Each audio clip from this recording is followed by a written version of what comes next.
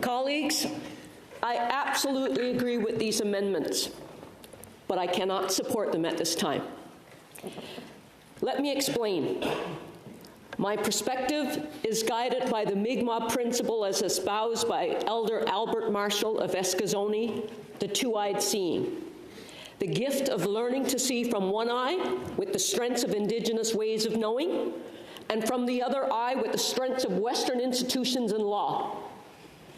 It teaches us that true progress requires balance, not choosing one worldview over another, but using both together for the well-being of our people. I'm also conscious of what His Majesty King Charles III referred to in this Parliament speech from the throne as the clear-eyed approach, facing hard truths without romanticizing them, acknowledging where systems have failed, and committing to the honest, sometimes uncomfortable work of repair. It's in this spirit, with Indigenous insight and clear-eyed responsibility, that I speak to Bill S-2. Bill S-2 aims to correct long-standing inequities in the Indian Act. It does so through three important amendments. One, it replaces outdated and offensive language. Two, it creates a new process for individuals who wish to have their names removed from the Indian Register. And three, it addresses inequities created by enfranchisement and restores entitlement to status to those affected, including allowing pre-1985 married women to transfer back to their natal band. This bill corrects specific injustices that have affected Indigenous families for far too long. It represents progress, albeit small, and it does represent harm stopped. As Senator Audette said at second reading, this legislation is the beginnings of a response to decades of injustice that people, human beings, men and women, have experienced and continue to experience. The bill before us today is rooted in lived experience, in community knowledge, and a fierce commitment to justice. Today, what I'd like to offer is some details about the scope of Bill S-2. I want to talk about the wrongs that will be righted by this legislation. This bill is only one piece of the puzzle. It's important to recognize that there's many forms of discrimination still prevailing in the Indian Act, and this bill is not attempting to address all of them. So I will discuss some remaining issues surrounding membership, considering both the general second-generation cutoff generally, and the specific case of the Halibut First Nation in my province of Newfoundland and Labrador. I will also emphasize the historic significance of this bill being sponsored by First Nations women in both chambers of Parliament. And I will conclude by reiterating the importance of continuing to push back against colonialism and injustice in the Indian Act and everywhere. I am from Flat Bay, a small Mi'kmaq community on the west coast of the island portion of our province. It's governed by chief and council. There's no municipalities. We're a member of the Assembly of First Nations. We were Indians before Indian was being cool. When Newfoundland joined Confederation in 1949, our province became the 10th province, but the Mi'kmaq people were deliberately left out. At Union, the Indian Act statute was not drawn down. Indigenous identity in Newfoundland and Labrador was effectively erased on paper. This was not an oversight. It aligned with the national sentiment at the time: eliminate the Indian problem by eliminating the Indian. On paper, we did not exist. For the most part, we didn't even know. We continued to live our life the way we always lived. Given time constraints, I'll provide a very condensed version, and I'll make Cole's notes look very short. In the early 1970s, Indigenous people in the province began to unite. They took the federal government to court, ironically, for discriminating, as they weren't treating the Indians in Newfoundland and Labrador like they were in other parts of the country. After many years of negotiations, even a hunger strike by 9 warriors of Conn River, a reserve was created in Newfoundland. Flat Bay, my community, was to be next, and so on. But the political wind shifted, and we fell off the radar. The court challenge continues, and that brings us to 2009, where the Qalipu First Nation was formed. Colonial rules still shape who Canada recognizes and who Canada denies. Identity remains in federal control, not fully in Indigenous hands, and nowhere is that more evident than in the experience of the Qalipu First Nation. When Qalipu was created, a landless band, which is basically a corporation, it was meant to right a historic wrong, to restore recognition to the Mi'kmaq of our province, who had been left out of federal policy for generations. But the process was flawed. 100,000 people applied to be registered Indians. The population of our province is only 500,000. People applied in good faith only to see the rules rewritten after the fact. Families with deep cultural roots and community presence were rejected. Meanwhile, many who lacked true connection to Mi'kmaq heritage were granted status. We call these paper Indians at home. The result is an inconsistent registry, one that includes people who should not be there and excludes people who always should have been. This has caused real harm. It has left legitimate Mi'kmaq families without the recognition and rights they deserve, and it has allowed federal bureaucracy to determine Indigenous belonging instead of Indigenous communities themselves. It has left some of us, myself included, from my community to apply for recognition under a flawed process. A couple of examples of how flawed it is. 3 children. The oldest and youngest was granted status, the middle child was not. Same parents. Second example, 2 siblings. Son got registered, daughter didn't because she was at university. This is how flawed the process of registration it is.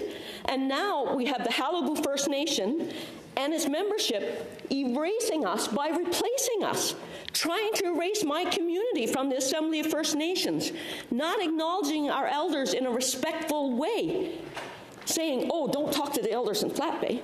The very people who are the foundation of the Indigenous movement in Newfoundland and Labrador. It's justice at its finest form. I will note before my social media blows up that there are legitimate status Indians in the Qalipu First Nation, but many are not. I provide this information to serve as a backdrop to lessons learned and what must change moving forward under the Indian Act. We must ensure that future registration is community-led and that the community themselves define a connection to the community, that the community determines who their members are. Any future registration has clear, reliable, and transparent rules. It must include elders and knowledge holders, and it must respect lived identity, not paperwork. And it has to have fair appeals that restore dignity, not deny it.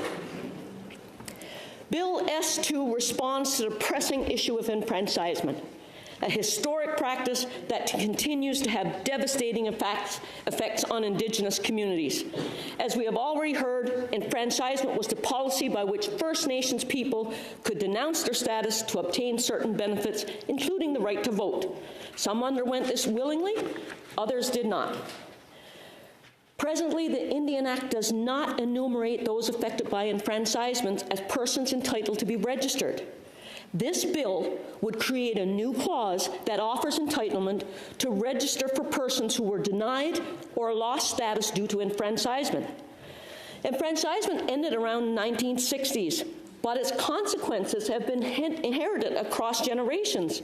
Those who were enfranchised and their descendants remain excluded from status.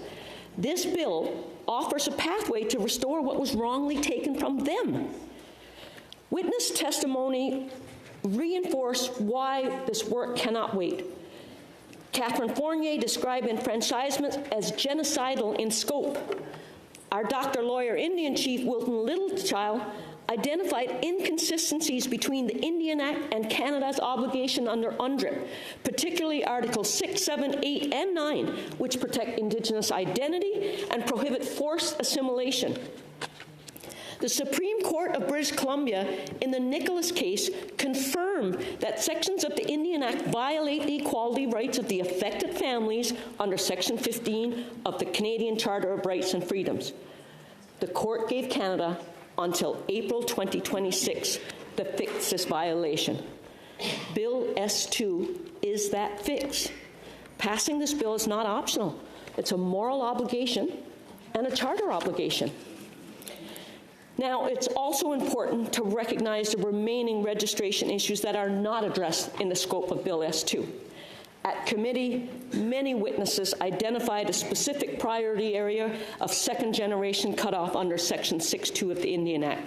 We heard extensive testimony, as you've heard from my colleagues previously, about the harms of 6.2. There is no doubt this is an urgent issue that is causing harm and must be addressed. It was so difficult at committee. There were so many tears shed, and not just from the witnesses, but from us as committee members. We are all affected by this. Every status Indian here, in the gallery, in the chamber, the minister herself is affected. I commend the members of the Indigenous Peoples Committee. I see the work that you're doing and trying to do, but registration is a complex process that requires its own development process. On several occasions, the Minister of Indigenous Services has iterated her commitment to working with Indigenous communities to seek a solution that is co-developed, that is nation to nation, and that stems from communities themselves. We must not hinder this work by adding amendments to Bill S-2. It's so important we get it right. We must offer the minister time to continue seeking solutions and listening to communities before acting on Section 6.2. Passing this bill without amendment does not put an end to our work on amending the Indian Act. It does not mean that we are ignoring the urgency of other membership issues and other discriminatory provisions in the Indian Act. Rather, it means that we're taking a step towards justice. We will and we must continue this work in the spirit of reconciliation, co-development, and in compliance with our obligations under both the Charter and UNDRIP. Two-eyed seeing teaches us to do things both responsibly and respectfully. These are not simple amendments that are asked. It requires deep nation-to-nation dialogue and community-led solutions. With clear-eyed honesty, we must acknowledge if we rush amendments into this bill, we risk delaying justice for enfranchised families who have already waited decades. Colleagues, for the first time in Canada's history, an Indigenous woman is serving as Minister of Indigenous Services. A former Grand Chief in our traditional systems. That means something. Her leadership matters.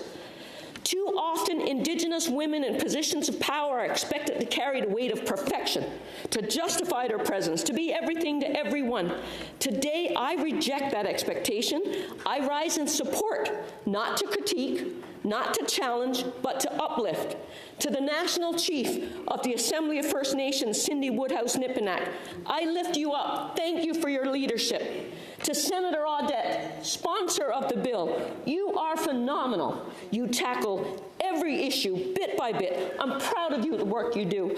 And I'm honored to sit in this august chamber with you. To Minister Gull-Masti, you are making history. But more importantly, you're making change.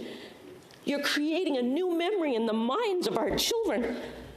You are showing generations of Indigenous youth, especially girls, that we not only belong in these spaces, but we're essential to them. Let this moment mark a shift, not just in representation, but in respect. Not in words, but in actions. And not just in politics, but in the heart of this country's journey towards true reconciliation. A former Grand Chief, I have to say it again, is serving as Minister of Indigenous Services. I never thought I'd see the day. Leading this work, carrying the responsibility of restoring trust and advancing justice for our people. She is breaking barriers that stood for centuries. But she has been very clear. She cannot accept amendments at this time. So while I hear the call to do more, and I absolutely agree that more must be done, I cannot support amendments that would jeopardize progress today. Instead, I choose to support this Indigenous minister in her historic role. Senator White, I'm sorry, the time allocated for your speech has expired. Are you asking for 5 more minutes? Yes, please. Is it agreed? Agreed. Senator White. Oh, thank you.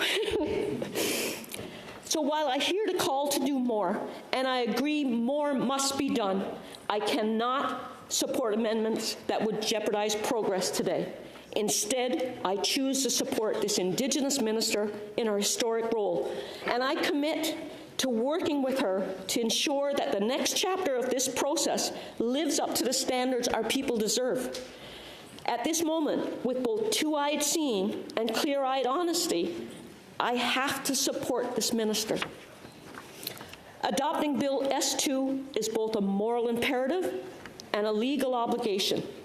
While adopting this bill will not resolve every remaining discriminatory provision of the Indian Act, it nevertheless represents a historic step forward, a step towards justice for Indigenous families, men and women, who have already waited too long. Let us pass this bill without amendments, not because it's perfect, but because justice delayed is still injustice. We will keep pushing. We will keep correcting. We will not stop until Indigenous communities, Indigenous nations fully define their own identity, their own citizenship, and their own future. We need to pass this bill not because it's the final answer, but because it's the beginning. A beginning that some of our people, like Beverly Ansem and the Misho-Kalihu Nation Society, have been waiting for far too long. Walalio, merci, thank you.